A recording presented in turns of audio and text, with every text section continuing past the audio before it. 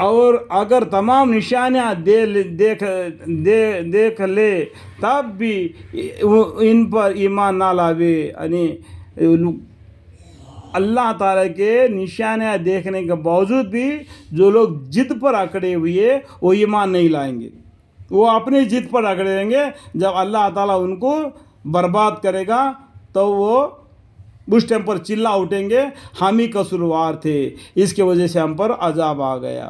اور اگر ہدایت کا راستہ دیکھ لے تو اس کو اپنا طریقہ نہ بنا دے۔ ہدایت کا راستہ کیا ہے؟ ان الدین عند اللہ الاسلام۔ ہدایت کا راستہ دیکھ لے تو اس کا اپنا طریقہ نہ بنائے۔ یہ اپنے بڑوں کو دیکھیں گے، اپنے بڑے بتوں کو عبادت کر رہے تھے، دیکھو دنیا میں کس طریقے سے کتنے معبود الگ الگ تجویز کرے، 4000 سے بھی زیادہ معبودوں کو لوگ عبادت کرتے ہیں، لیکن ایک ہی اللہ ہے، توحید ہے۔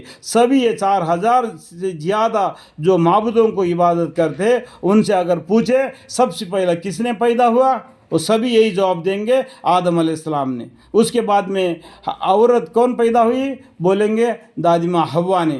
جب دادی ماں حوا نے پیدا ہوا، سب سے پہلا آدم علیہ السلام پیدا ہوئے گے۔ تو تمہارا دین کیا ہے؟ اسلام ہے۔ ان الدین عند اللہ الاسلام۔ تو اس کو اپنا طریقہ بنا لے، دین اسلام کو اپنا طریقہ بنا لینا چاہیے، اور گمراہی کو چھوڑنا چاہیے۔ یہ لوگ جو کیا اور اگر ہدایت کا راستہ دیکھ لے تو اس کو اپنا طریقہ نہ بنا دے، اور اگر گمراہی کا راستہ دیکھ لے تو اس کو اپنا طریقہ بنائے۔ ایک گمراہی کا راستے کو طریقہ بنا لے رہے ہیں۔ آپ لوگ سوچنا چاہیے، سمجھنا چاہیے، جو میں نے اس سے پہلے جو باتیں بتایا اس سے آپ کو معلوم ہو جائے گا اس دنیا میں دین ہے تو اسلام ہے۔ ان الدین عند اللہ اسلام۔ جتنے بھی پیغمبر 1,24,000 پیغمبر آئے سبھی نے بھی مسلمان تھے، اور ابراہیم علیہ السلام بھی اسلام تھے۔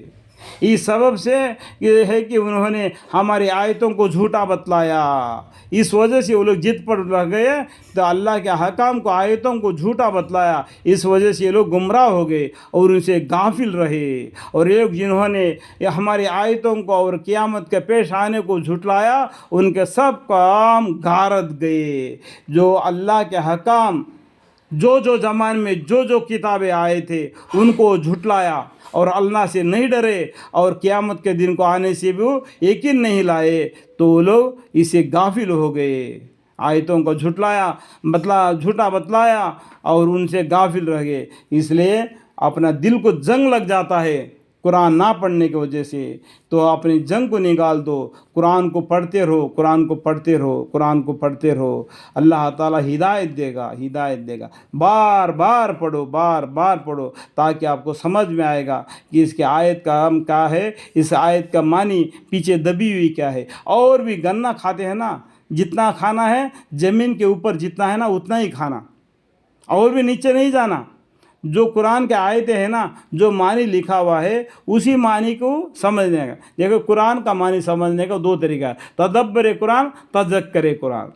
قرآن کو ایسا ہی پڑھتے جاؤ اور معنی کے ساتھ پڑھتے جاؤ، تدبر قرآن۔ جو معنی تم کو نہیں معلوم ہے نا، اس معنی کو، جو آیتوں کو کیا یاد رکھ لو۔ جب وہ لوگ آئیں گے جو علم والے، ان سے پوچھ لو اس آیت کا معنی کیا ہے، تو آپ کو علم حاصل ہو جائے گا۔ اس کے پیچھے مت پڑ رہو، اس کے پیچھے، اس کے معنی اس آیت کے پیچھے اور بھی ہے، اس معنی کے پیچھے اور بھی ہے۔ کھلا آیت ہے، یسر القرآن ذکر فہل من مدثر۔ اللہ تعالیٰ نے کیا فرمایا؟ اس آیت کو سورہ قمر میں 4 مرتبہ فرمایا، یسر القرآن ذکر فہل من مدثر۔ ہم نے قرآن کو آسان کر دیا، کس لیے؟ تاکہ تم سمجھو اور پڑھو اور عمل کرو۔ دبی ہوئی بات کچھ بھی نہیں، چند باتیں ہیں دبی ہے، ان کو چھوڑ دو، ان کے پیچھے مت پڑو، ٹھیک ہے۔ یہ لوگ جنہوں نے ہماری آیتوں کا اور قیامت کے پیش آنے کو جھٹلایا، ان کے سب کام غارت گئے، ان کے وہی سزا دی جائے گی جو کچھ ایک کرتے تھے۔ جو لوگ یہ کام کرتے تھے، جو ان کے نام اعمال اللہ تعالیٰ نے جو فرشتوں سے لکھواتے تھے، اسی نام اعمال کے ساتھ ان کا حساب کتاب ہوگا۔ جس کے نام اعمال ذہنیات میں آئیں گے وہ جنت کو دیکھ لے گا، جس کے نام اعمال بایات میں آئے وہ دوزخ کو دیکھ لے گا۔ جو مقرب لوگ ہیں وہ مقرب ہی لوگ ہوں گے، یعنی قیامت کے دن تم 3 طریقے کے ہو جاؤ گے۔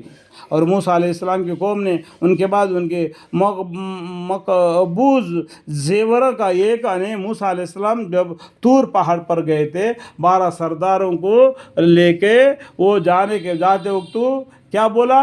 میری قوم کو اے ہارون علیہ السلام تیرے حوالے کر کے جا رہا ہوں، تو ان کو سنبھالے رہنا۔